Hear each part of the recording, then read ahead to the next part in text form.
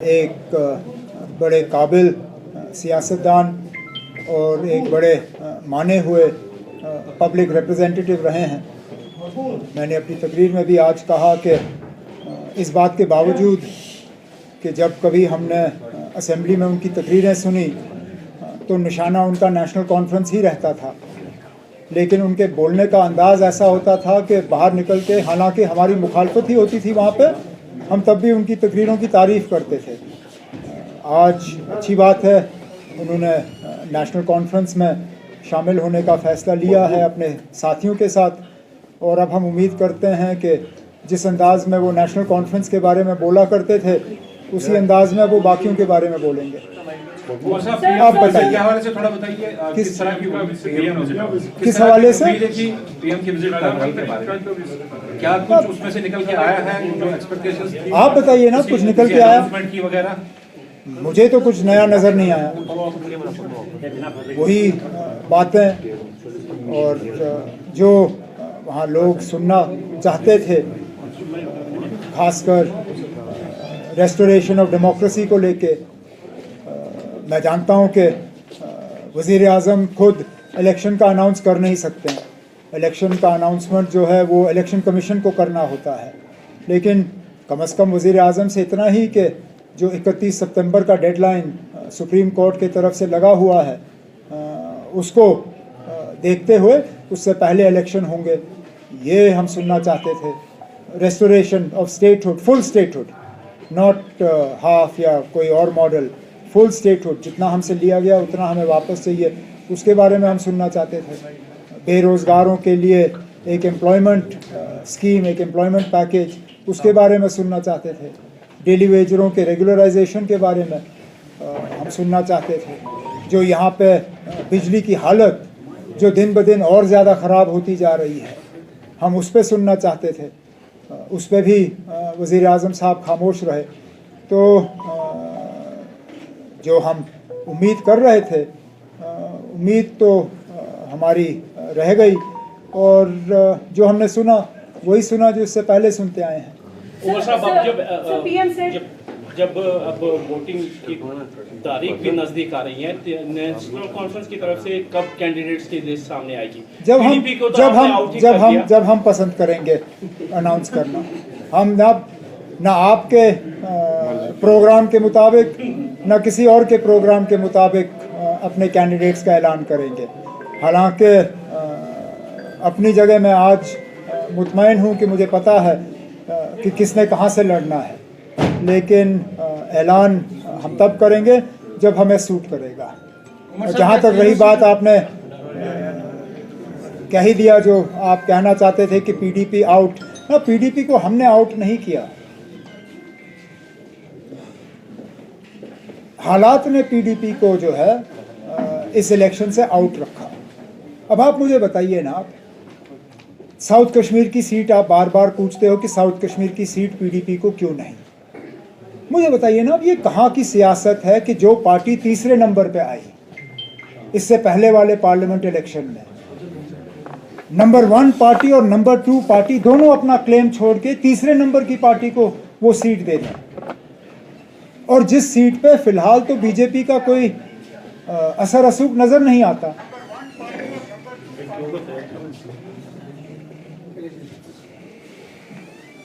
बाकी जहाँ तक कोलिशन की बात है, कोलिशन को चलाना या कोलिशन के मतलब माहौल को सही रखना, ये हर तंजीम की जिम्मेदारी बनती है। मुझे ये बताइए ना, उनकी सीटों पे आपको बड़ी परेशानी होती है, लेकिन जब वो अपनी तकरीरों में या अपने ट्वीट्स पे या सोशल मीडिया पे नेशनल कॉन्फ्रेंस को बार बार निशाना बनाते हैं, उस वक्त आप लोग उनसे नहीं पूछते हो कि ये कहाँ की कोलिशन धर्मा है। अब मिसाल देते देते मैं थक जाऊंगा, लेकिन मिसालों की कमी नहीं है। पिछले लगातार 2 साल से जब भी उनके रेजिंग डे के फंक्शन हुए तो तकरीरों में बीजेपी से ज़्यादा नेशनल कॉन्फ्रेंस को निशाना बनाया गया। रिकॉर्ड्स आप सबके सामने हैं। वहाँ पे जो गाने गाए गए, जुल्म का अलबर्न हटाओ, कलमदवाद को वोट डालो, वो क्या हम भूल जाएंगे? क्या मेरे वर्कर ये भूल जाएंगे? अब पाकिस्तान का इलेक्शन है, पाकिस्तान के इलेक्शन में क्या हुआ क्या नहीं हुआ उसमें भी नेशनल कॉन्फ्रेंस को लताड़ा जाता है ट्विटर के जरिए कि पाकिस्तान में जो हुआ उससे जम्मू कश्मीर के लोग जो हैं वो 87 को याद करते हैं। अब ये कहाँ की कोalition धर्मा, अब पता नहीं किस वो नशे में आके गुलाम नबी आज़ाद साहब ने फारूक अब्दुल्ला को निशाना बनाया, उसमें भी पीडीपी वाले घुस जाते हैं। जुमा उनको हफ्ता नहीं हुआ है सियासत में आए हुए, वो भी गुलाम नबी आज़ाद साहब के साथ मिलके फिर फारूक अब्दुल्ला साहब को नेशनल कॉन्फ्रेंस को ट्विटर के जरिए निशाना बनाते हैं पीडीपी के प्लेटफॉर्म से। और फिर आप कहते हो कि कोलिशन कहाँ है? कोलिशन को मेंटेन रखना ये अकेले नेशनल कॉन्फ्रेंस की जिम्मेदारी नहीं है, ये उन लोगों की भी जिम्मेदारी है जिन्होंने एक आदत बनाई हुई है, जो आदत से मजबूर हैं नेशनल कॉन्फ्रेंस को निशाना बनाते बनाते। जब तक वो अपनी हरकतों से बाज नहीं आते वो हमसे कोई ज़्यादा उम्मीद रख नहीं सकते। लेकिन इस बात के बावजूद भी कि हम लगातार उनसे ये उनके हमले के शिकार होते हैं, मैंने तब भी कांग्रेस को इस बातचीत के दौरान उनसे कहा है कि देखिए ना 6 सीटों में ज़्यादा गुंजाइश है नहीं, लेकिन हम असेंबली में एक साथ काम करने के लिए दरवाज़ा खुला रखने के लिए तैयार हैं, लेकिन बशर्त ये कि हम देखें कि इस आने वाले पार्लियामेंट इलेक्शन में उनका रवैया कैसा रहेगा, इतना ही। टारगेट पे बात हो रही है। So yesterday PM Modi said that the previous political parties here they've used people in the name of Article 370. So what do you have to say about it? अब कहाँ यूज्ड पीपल? आर्टिकल 370 यहाँ के लोगों की एक emotional attachment थी उसके साथ, यहाँ तक कि जिन लोगों ने 5 अगस्त 2019 को 370 के हटने पर जश्न मनाया, आज वो लोग भी मातम मना रहे हैं।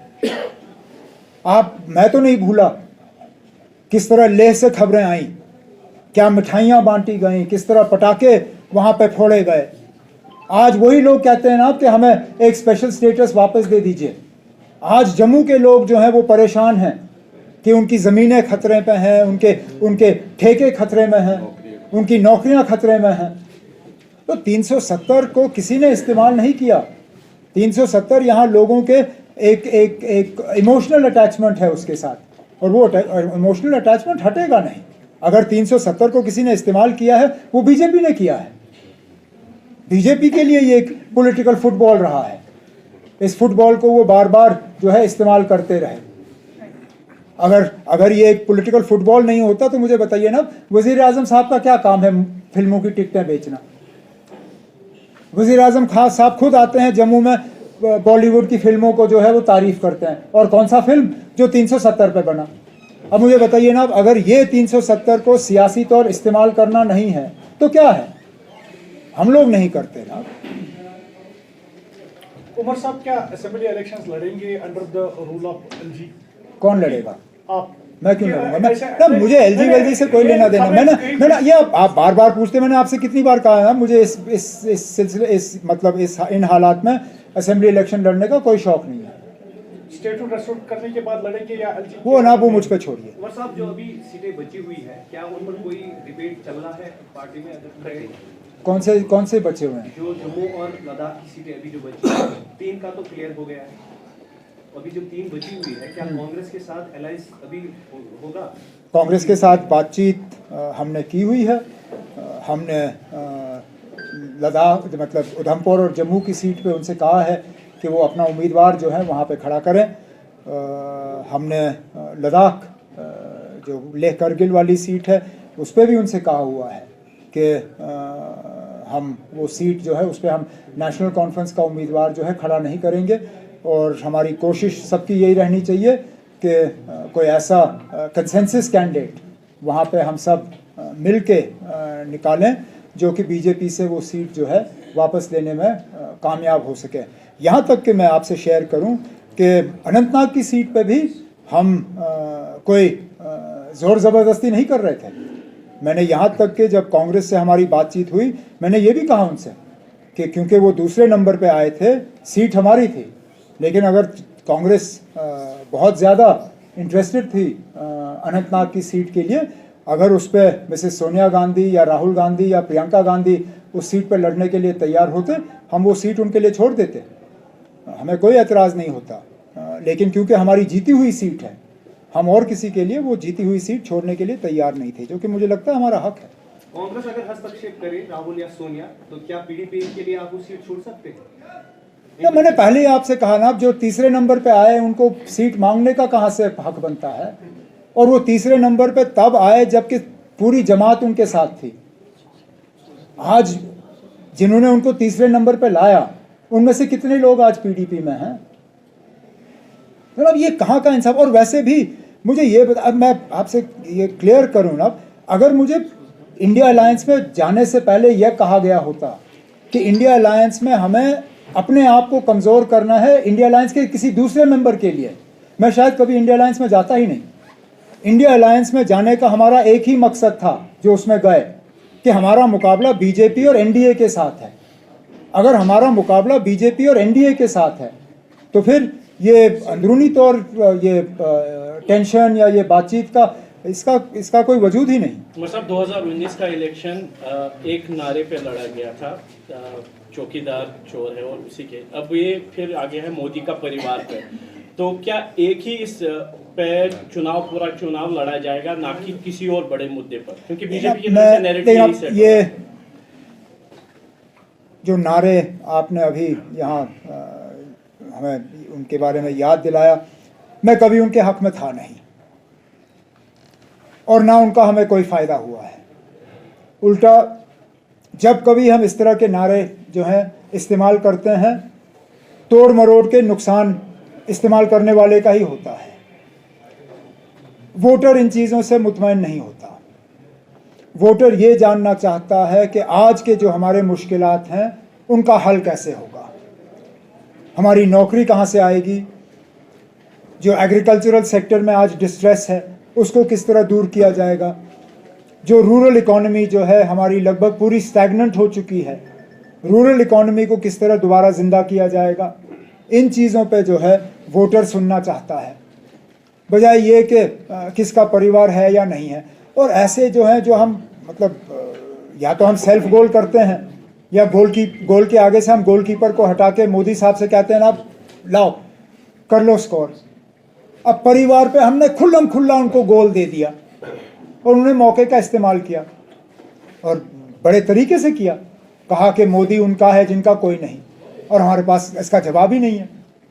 तो मैं तो अपने वो मुझसे हालांकि सियासी तौर और उम्र के लिहाज से बहुत सीनियर हैं, लेकिन मुझे थोड़ा बहुत जो तजुर्बा है वो यही है कि हमें इस तरह की सियासत जो है वो छोड़ के हमें लोगों के मुद्दों की सियासत करनी चाहिए। ये चौकीदार, ये अदानी अंबानी, ये राफेल, ये परिवार, ये चलता नहीं है।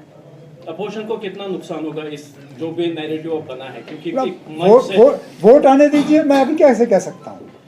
How can I tell you whether we will lose 1 seat or 3 seats or will gain 1 or 3?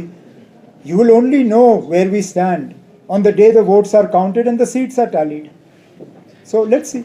खबरें तो ये भी हैं आप श्रीनगर से लड़ रहे हैं, इस बात में कितनी सच्चाई है? अगर कल मैंने उधमपुर से कागज भरे फिर क्या करोगे? देखिए आप, I don't know where I'm going. I don't even know if the party will field me in this election. The party is at this point in time engaged in discussion with our own colleagues